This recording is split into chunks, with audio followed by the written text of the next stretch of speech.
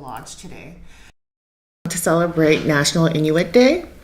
We're very fortunate here at Onwa that we have two special guests that are joining us today. First, I'd like to introduce Elder Reepa Evic-Carleton, who was born in Cumberland Sound, Nunavut, but lived on the lands until her family was relocated into the community of Panartung when she was 5 years old. She spent years working with her community in the fields of housing and child welfare.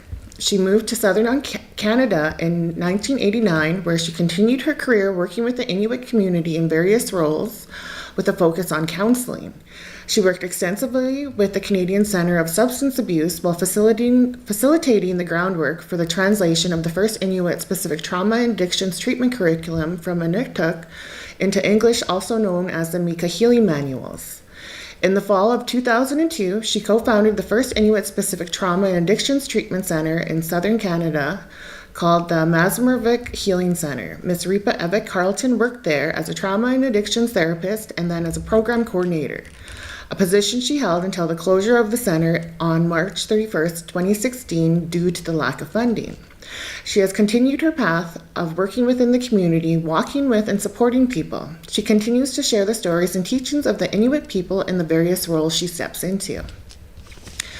As well, we have our other guest speaker, Liam Kablalik, joining us today. He's an artist who spent most of his life in Nunavut. His art is inspired by who he is and the culture he comes from. He strives to bring back the culture to the community. So welcome, Liam and Reepa, for joining us. So we're going to begin today with Reepa lighting the kulik for us and sharing some teachings. So I'm going to pass this off to you, Reepa. Thank you for that introduction. I'm very happy to be here with everybody today on National Inuit Day. I'm going to start off with the lighting of the kulik, which was used by my people for many years. Just to explain a little bit about the kulik, this is a soapstone. The one I remember my mom using every day was a metal kulik, which was much bigger than this one. So she would have two on both sides of the kamak, where she kept her pots and cups, and so there would be two of them on both sides. And to me, the kulik is so significant for the survival of Inuit back then, because a lot of what Inuit did was had to be about survival because of the harsh environment we lived in, and also in the winter months it does get really cold and then dark for a number of months during the winter time. So this little cotton was collected from the land, as well as this other little hard texture of a plant.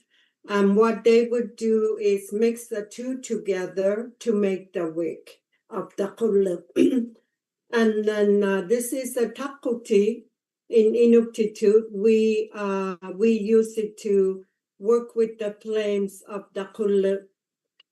If we want them a little higher, then you can do that. If you want them low, you can also do that too with the takutik. Back then, because of where we come from, we don't have any trees in my area, so the little plants that they would gather with Kisikoa, Inuktitut,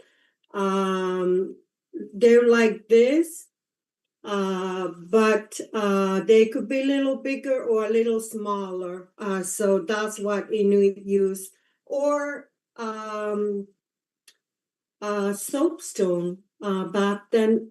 And then today, people make a really good takutit out of soapstone.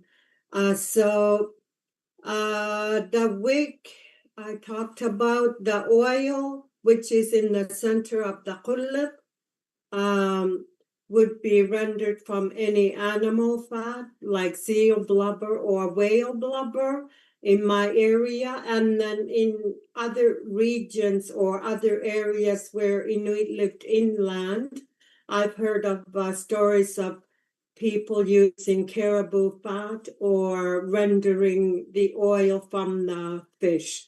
And so it depends on where you were at the time. So I'm using vegetable oil. Vegetable oil works just as well. And so I'm lighting the kullit in memory of my ancestors, which are the people that allowed us. Well, we're here because of them. And back in the time when Inuit lived solely off the land, they had the total power, control, and independence in their everyday lives. And so when I was born, my mom and dad were still living in this wonderful camp where I was born on the Cumberland, in Cumberland Sound, a little area which has an Inuktitut name. Ilungayu is the name where I was born. That was a camp, a home to Inuit families that,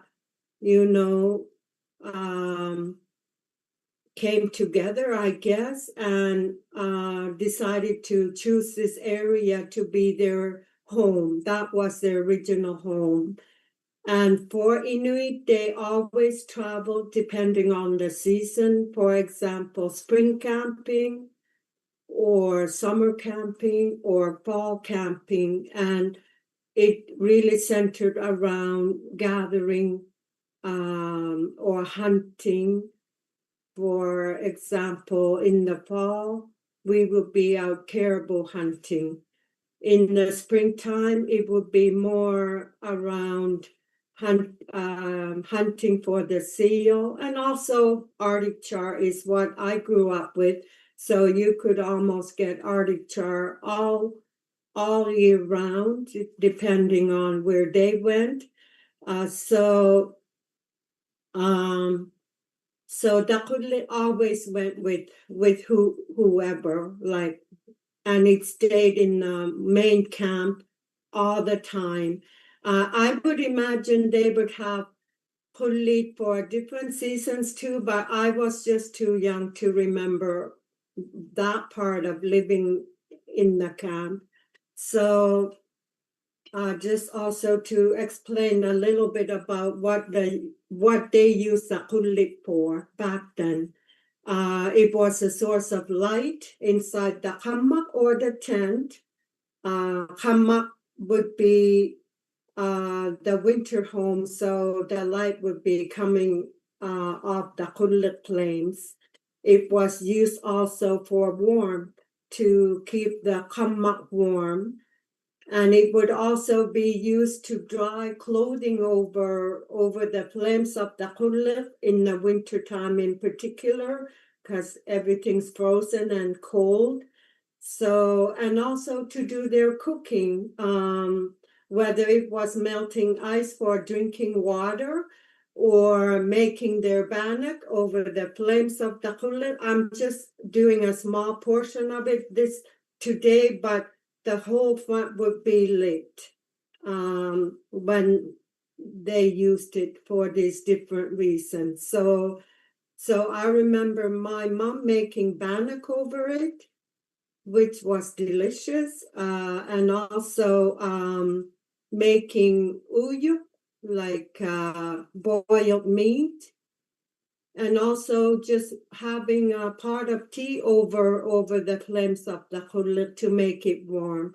So, and in the night, during the night time, because really there was no electricity whatsoever, she would always leave a little light at the corner of her kullit for like a night light, I would say.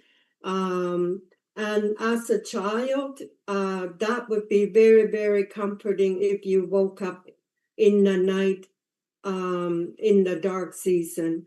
So that's the significance of the kulip. I'm very honored to light it in memory of my ancestors who who did so much work every single day just with their hands, and the men and the women, even the children, were allowed to help out as they became capable, depending on their roles. Little boys, as they got older, would be going with their fathers when they're going out hunting, because everything was modeled for us. We didn't go to school, a former school back then, so we observed and learned, and the girls would be taught to become capable of doing all the different duties the women did throughout the year. So that's how it was back then. And with that, I'm gonna pass it on to the next guest speaker. And thank you for having us on this special day. Course. Oh, let me get my camera on here. Oh, it's select. Oh. Camera not working for you guys too? It's not working right now, Liam. Oh, okay. But I was also wondering, because I know that initially we were wanting you to drum a song for us, but with our technical issues that we're having right now, did you want to share a little bit about the significance of the drum? Yes, of course. That would be beautiful. That's actually what I was going to do. Great minds think alike. Miigwech.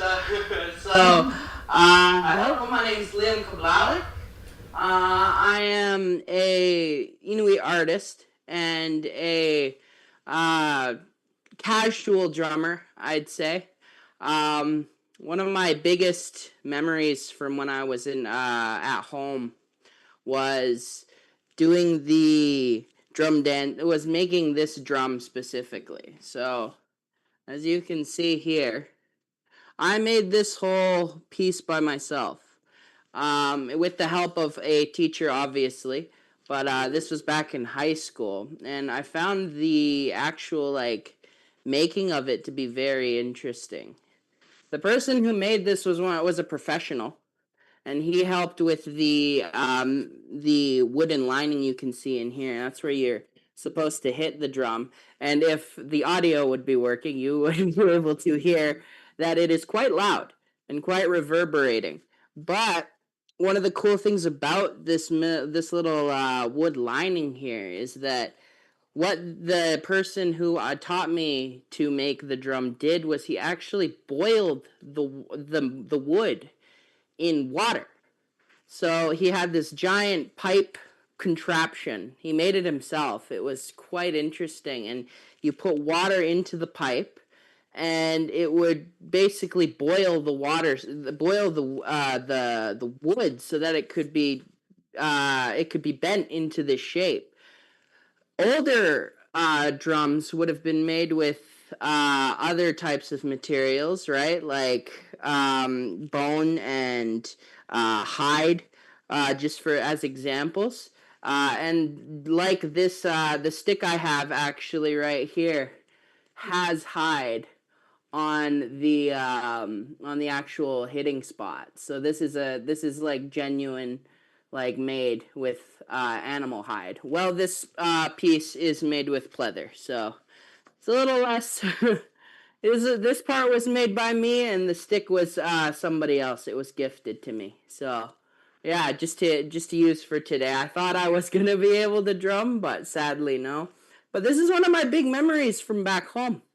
I came back home after my grandfather passed, for a drum actual drumming course, and so that's where I learned how to do this. and that's where I learned how to create it. And creating it was the big process, and that was something that has gone into my future with me, being an Inuit artist, right? I like to create a little less so than my dad when it comes to working with his hands. He was a jeweler, or he is a jeweler, rather, and he worked with his hands a lot, and I was inspired by that, and so my art comes into life through the digital world, right? And one of the coolest things with a younger perspective on my culture I've noticed is the way that things changed from when we were in the old ways to now, right? Like you notice it in the drums even, right? This drum is huge. It is a huge piece, right? And so back then when we were still in the old ways, drums were a lot smaller, right? They had to be made smaller because one, we had less materials for it, right? Because we had to use the animals, right? We had less materials for it, and another reason they were smaller was because we were nomads. We had to move around, right? We were moving from place to place, and we couldn't have these giant things, right? We had to keep them compact and small so that we were able to move around with them. And that is, I think, one of the cooler bits about how our culture has changed, right? And it's in everything, right? Like sculpting, for example, and sculpture within our culture changed from the old ways to now. Now you'll find like Inuit doing these huge statues for buildings, right? And they've gotten a lot bigger, even in just like the things that people sell on a day-to-day basis. They're huge. But back then, during like in the old times, it was the sculptures we made were so much smaller. They were little pendants, and they symbolized power. That's what my dad tells me, at least. And so these objects that we made, they symbolized power, and they symbolized things that we wanted to keep. And so we weren't very keen on giving them away in first contact. But as you can see now, Inuit are selling their sculptures and selling their art all the time. And I'm one of them, right? I'm one of those people who are using their culture and the things that they learned from their elders and their parents to further themselves in life. And my dad is and still is one of those people too. He started as a jeweler, and now he works as a indigenous learning person. So yeah, we've been doing so much. And one of the greatest things that I see in our culture is the creativity, right? And I think that was one of, you were talking, Reepa, about survival, right? A lot of the things that we did were in the name of survival, right? Yeah. And so, but I find it so interesting that in that too, it was also bringing us together, right? Without that need to survive, like we wouldn't be so close, right? Speak which, Liam, because you're kind of leading us into the next portion, right? And with Reepa sharing a bit about the fundamental laws. Right? Yes, and some I would of love the to hear stories that. the elders have shared with her. So Miigwech for sharing about the drum, and Miigwech for lighting the kulik for us, Reepa. And so back to you, Reepa. Okay. Back in the time, Inuit didn't have a written language before, but eventually the syllabics were introduced, and that's our written language. So these laws or fundamental laws, Maligate, I'm going to be talking about for a little bit, were practiced every single day. It was ingrained in the people. And if I look back to my early childhood, before we were too influenced by the outside, that's what was going on every day. my parents were rearing me in the Inuit child rearing, which translates into making of capable human beings. That was always the goal of the people when they had children, because those children would one day become, capable. For boys, it would be being a protector, the hunter. So, and just the strength of the family, because you needed that physically and also in other ways. So capable. And then the women's role was to rear their daughters to become capable in doing what they did every single day. And they couldn't really rest for many of them, because everything was done by hand. Everything was created with the little resources they had. They did well.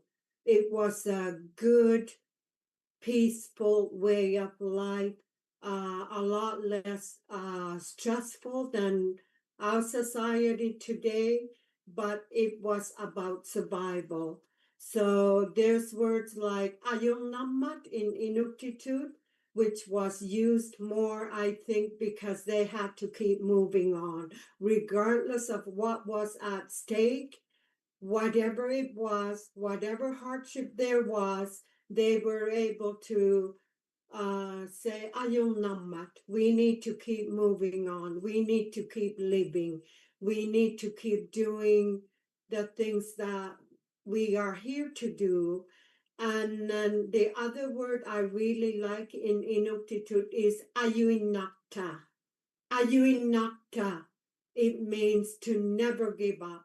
To never give up. We need to keep pushing. We need to keep doing the things, even though it might be hard. We need to keep pushing and never giving up. And I believe that's why we're here, because our ancestors really knew, there were doctors in there. Like, I call them doctors because they knew what to do if a situation arose. They knew what to do when a woman was in labor. They knew how to read the clouds. They just knew. So they were very skilled and resourceful. So with this Maligate that I'm going to be sharing a little bit about, they're the foundation of the Inuit Kawimayatuqangit, which are 8 principles, 8 values and principles that Inuit always followed. And so I won't get into those, but I'm going to be sharing about the Maligate, the fundamental laws, because they were essential beliefs that Inuit have held for generations. And elders describe them as Maligate, the fundamental laws. Maligate defined how we should live with each other as people. And in the 8 principles, those are clearly spelled out. And they also helped us to connect with our environment, because to any one of us, our environment is very, very important. As a little child, going from different camps throughout the year, my parents always told me to never, or they always got us to help clean up the camp that we were leaving. And they didn't want anything that wasn't there before left behind. So it's that kind of a respect to our environment, taking care of it, because it provides so much for us. And then they also helped us develop our spirituality, this Maligate. So number 1, and I can see it working so well for back in the time. Like me and Liam are saying, it was survival. A lot of what Inuit did was because of survival. Working together for the common good of everyone, and we can sure practice these even in this society. Number 2, respecting all living things. So I know that in my region, the Inuit member always had in the back of their mind to not over harvest, and to always share with those less fortunate or who were elders or who didn't have hunters. There was a lot of that going on. And they lived in smaller numbers of people. I remember our camp had like maybe less than 10 families, different families in the camp. This one, number 3, I think we all can get so much out of that. Each one of us is maintaining harmony and balance because of our mental health, our physical health, our spirituality, whatever it is. We need to always remember to try and have that harmony within and the balance, because sometimes we go way over here or way over there, and then we need to come back to that center. And the 4th one is continually planning and preparing. And they did that every single day, every season of the year, whether it was winter, spring, summer, and fall. They had to keep planning and preparing. So I really like this, and I try and live by them because they're a good guide for all of us to practice. Some may have other ways, but this is how I grew up with these being practiced every day. So thank you.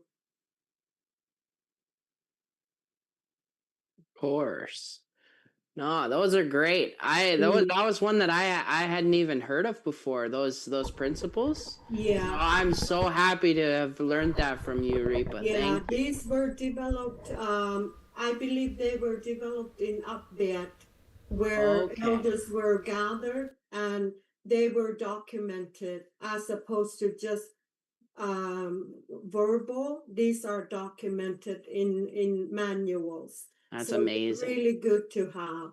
Yeah, no, that's amazing. I'm glad those were documented too, because those are important. I find as a person of the younger generation, right?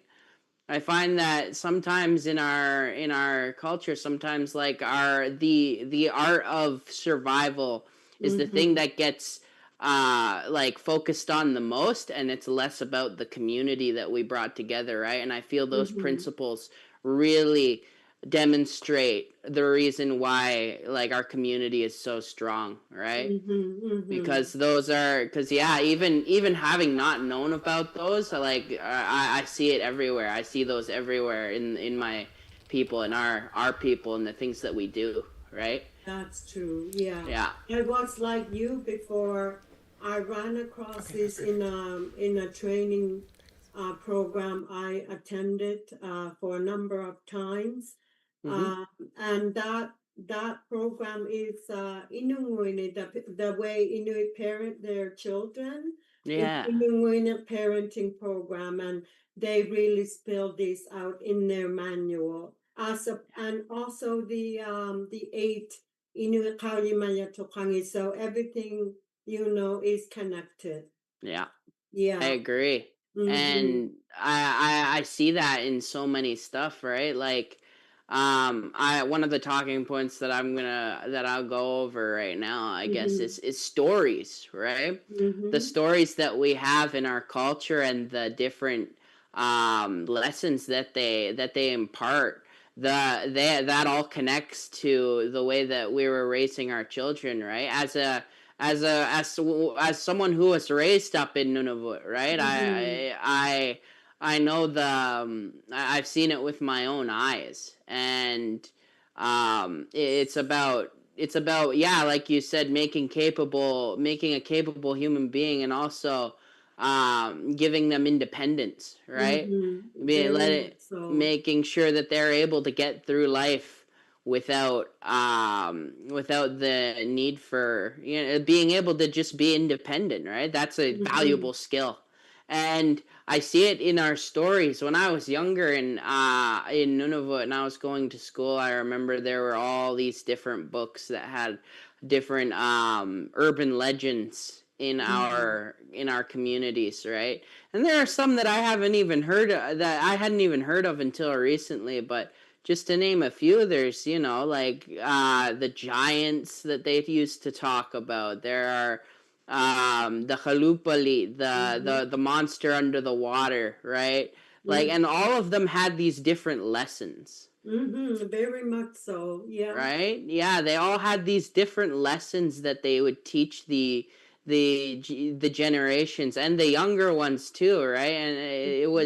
it was to teach them that what was right from wrong and what not to do and what not to do. Like, I remember there's one about a hand that will that will pop up if you try to steal from somebody else, and it'll grab you and, hurt you Mm-hmm. if you try to steal from other people, right? And Mm-hmm. there were so many other stories. Like, one my dad told me recently that I found very interesting, and that kind of connects to the way that I like to, live my life. Is there was a in the story there's a hunter, and the hunter has this spear, and the whole point of the story is how tuk-tuk or caribou came to our world, right? How they were able to come to our world and how they became one of our primary food sources, right? And Mm-hmm. so this hunter, he's said to have a spear that can cut through reality, right? It can make portals to other worlds. And he kept this hidden from his tribe, from his community, right? And so he would come back from hunts and he'd have all these nice clothes made of tuktu, something that none of the people in his community had ever seen before. And he did it, and he helped his family, but his community, meanwhile, they were becoming jealous, and they were also becoming, you know, uh, suspicious of what he had been doing, right? And so they find out about his spear, and they take his, and one of the sneakier in the community takes his spear and goes out onto the land, and he uses it, and he cuts a giant hole, and then caribou come stampeding out. And that's how we got caribou in our world. And one of the interesting, like, things I find about that specific story is that there isn't really a bad guy, right? You Mm-hmm. have a guy who is you have the hunter who is providing for his family, right?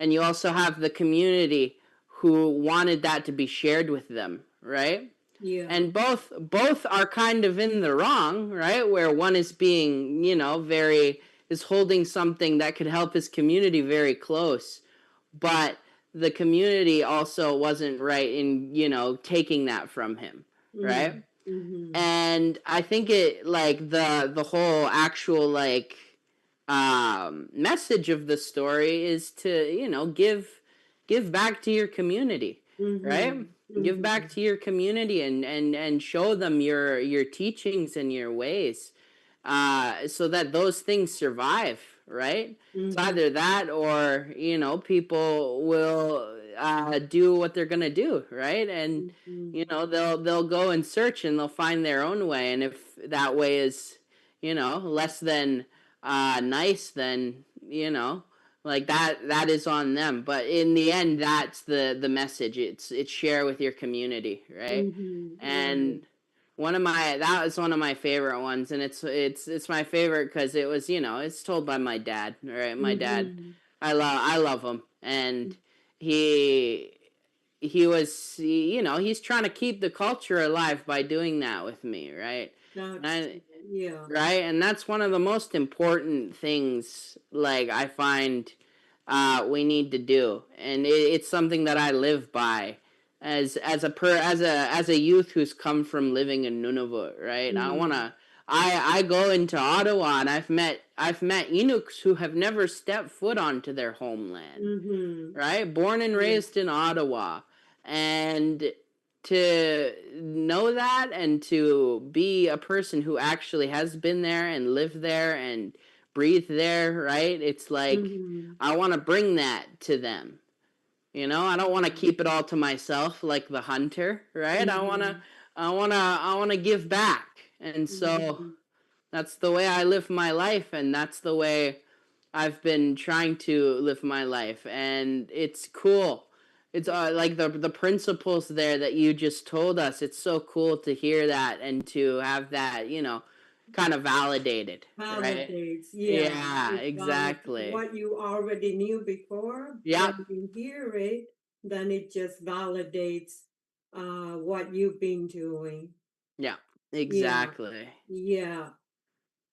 Should I jump in? Yeah, you could jump in about your memories about home, Yeah. maybe. Yeah. How much time do we have? I don't have a clock. It looks like we're going on about 20 minutes now. Okay, okay.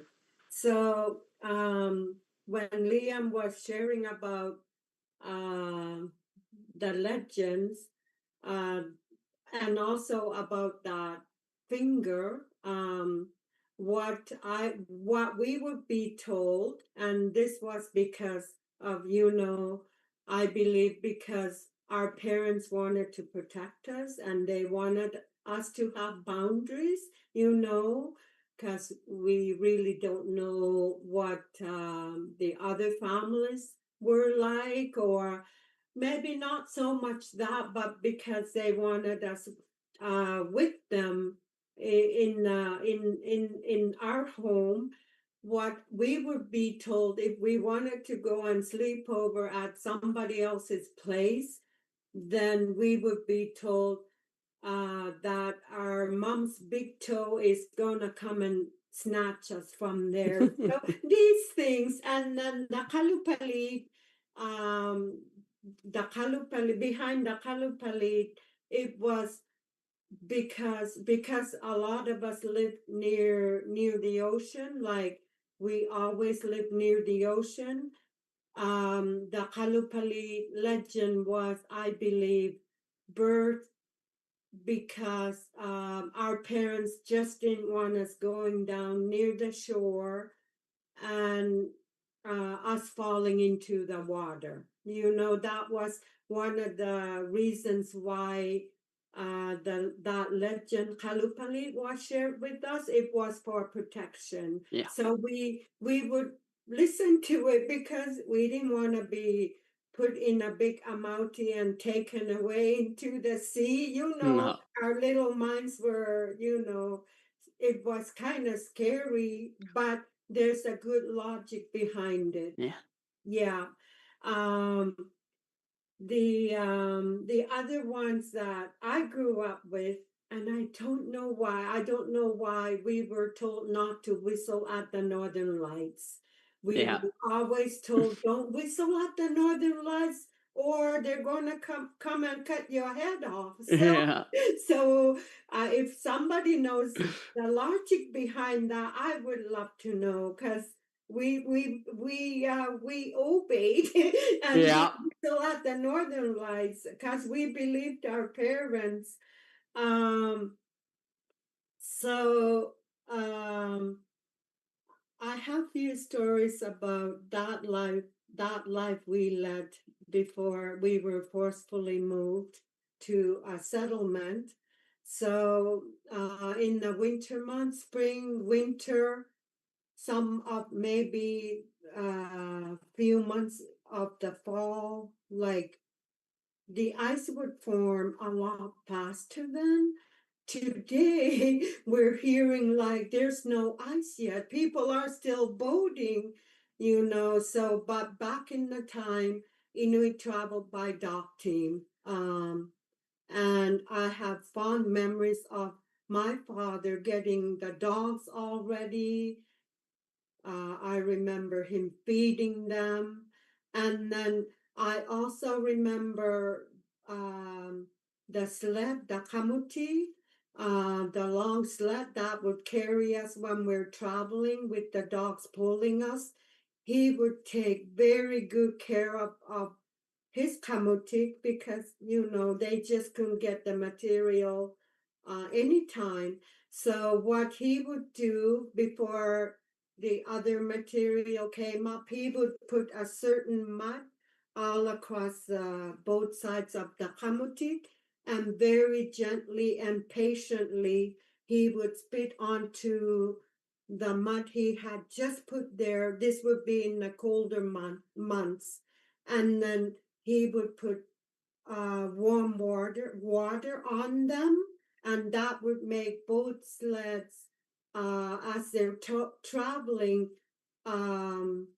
like slippery. I don't know the word to use, but it would travel well with the dogs pulling them.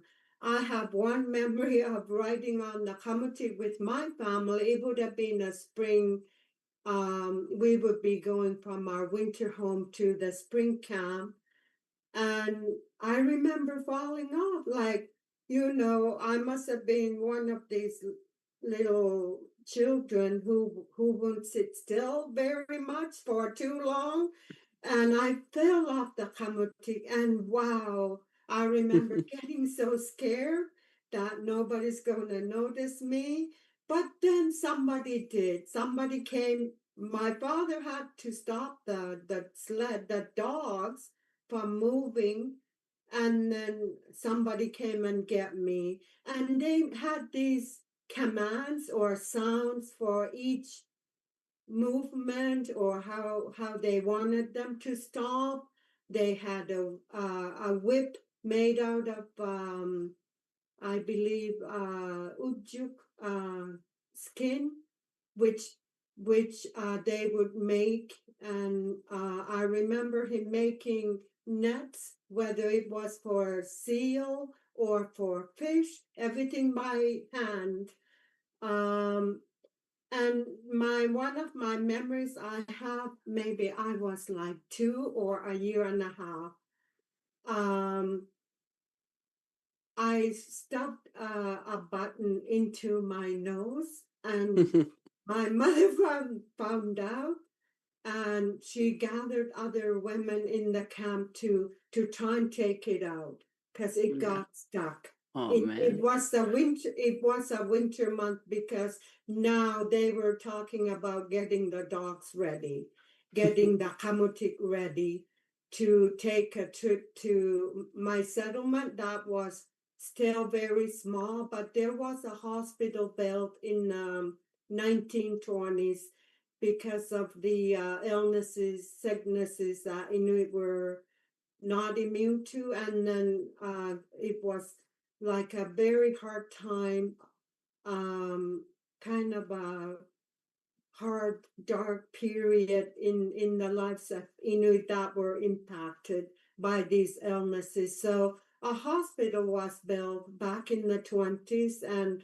it wasn't just for that region. Other Inuit would come in if they needed that medical help, medical intervention.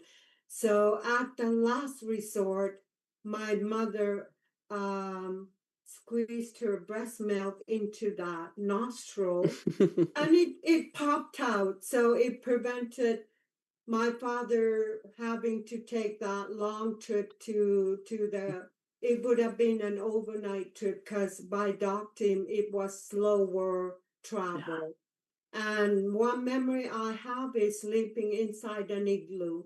We had to overnight from our winter camp to the settlement, and sleeping in the igloo was quite an experience for me, because I didn't grow up inside an igloo. Maybe other Inuit did, further back into time, but by the time I was born, we had the kamma, and I think kamma, they've used kammite for many years before. Like you were saying, the frame of it would be made out of, I believe, the bowhead whale bones, and then Okay. the animal skin-like hide. But in my time, they were using canvas material for the outer part, and then to insulate the kamma, they would gather the plants that we make to make tea, to make kayuta. We call them kayuta in my area, and every fall time before the winter came, they would remove that to give it a fresh, fresh insulation, and some of that went on our bedding where we slept. And what a nice smell it was to have these fresh plants inside the hammock. The other thing I don't know, well, I'm sure they got it when they were going to the settlement to get coffee or tea, dry goods, because I was born when they were already using sugar, tea, flour, tobacco. So these newspapers would have came from that little settlement. But they would use them as wall hanging all around the kamma. These old newspaper, and as children, we would do the game I Spy with my little eyes with what was used as a wallpaper. Um, so these wonderful memories flood back to me when I'm sharing. So thank you for giving us this opportunity. I'm now going to pass it on to Liam. That's amazing. Yeah, I love all of those little stories, and I have so many parallels too in my Yeah, life. Like you were talking about the Northern Lights. I remember a memory very vividly of coming out and hearing my mom whistling, right? And I yeah. started bawling. I was like, "Oh no, the Northern Lights are gonna come down and kick my head off and use it as a soccer ball. No, right? Like I Yeah. remember having all these little memories to hearing about you know, I remember going on the Kamutik too, and I wasn't we weren't using dogs though. I was using a snowmobile. Right, Mm. my Mhm. uncle had a snowmobile, and we went out onto the land in this big old kamutik, just a box Mhm. on some sled legs, right? And Mhm. we got caught in a blizzard, and it was a very interesting, but it was cold, obviously, right? You're in a blizzard, but just that visual, right? It's a very vivid visual of just blue darkness and a bunch of wind, and us trying to get back home on the ski on the with the skidoo and the kamutik, right? Mm. Mm. And it was just, I have so many parallels to those memories, right? And Mhm.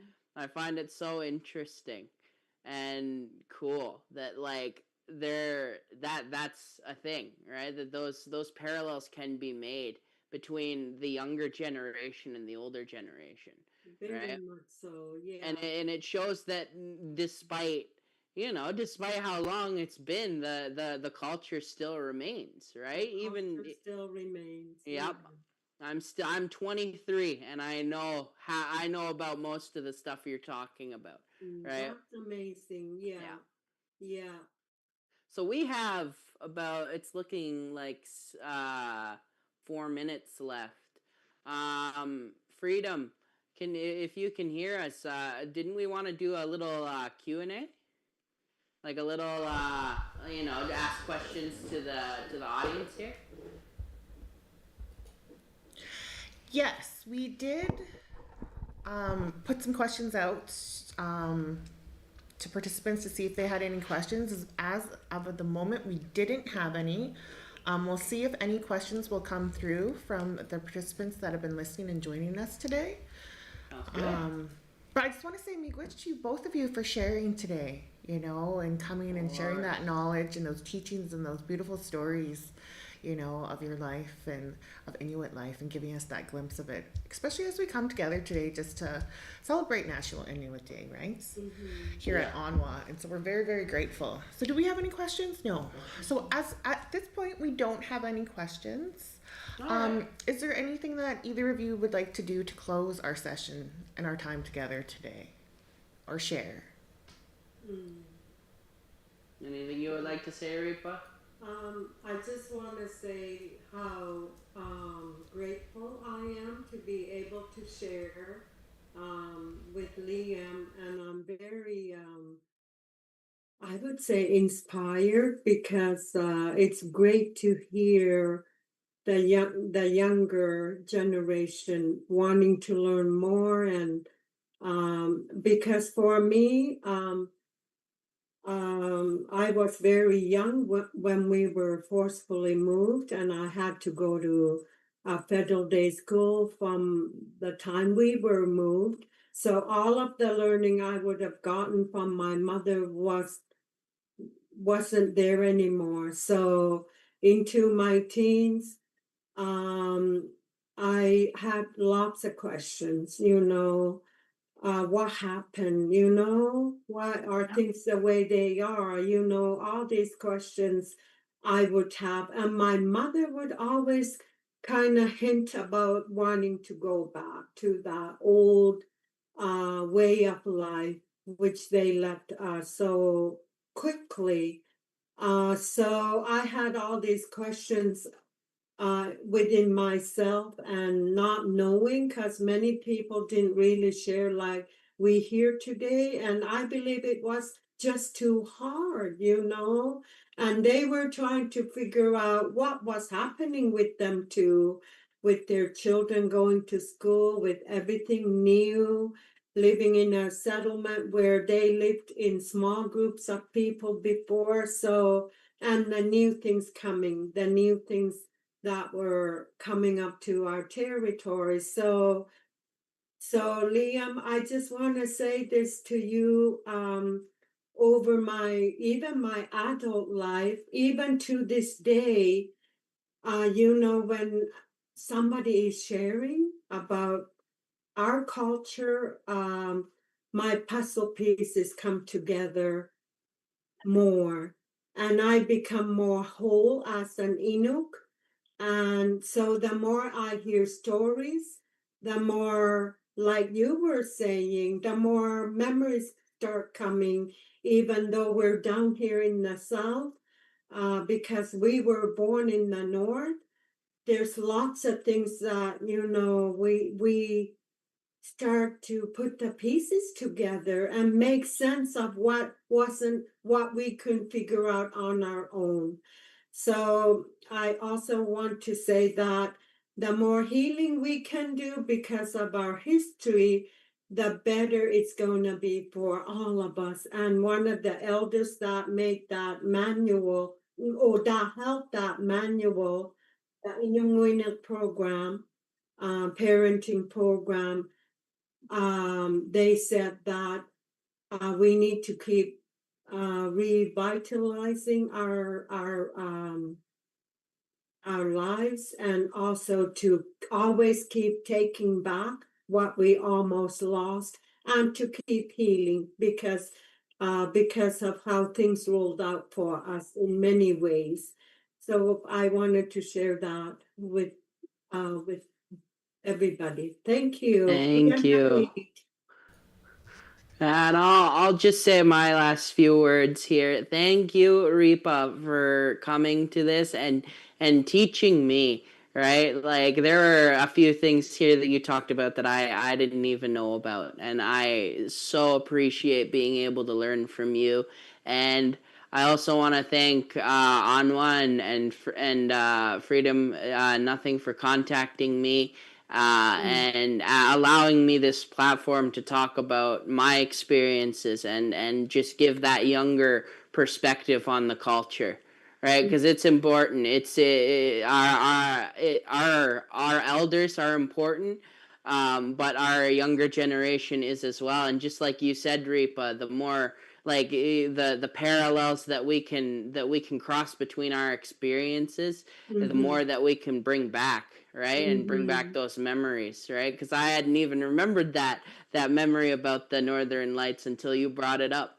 But anyway, thank you so much. Thank you everyone who came to watch, and thank you. Yeah, thank you so much.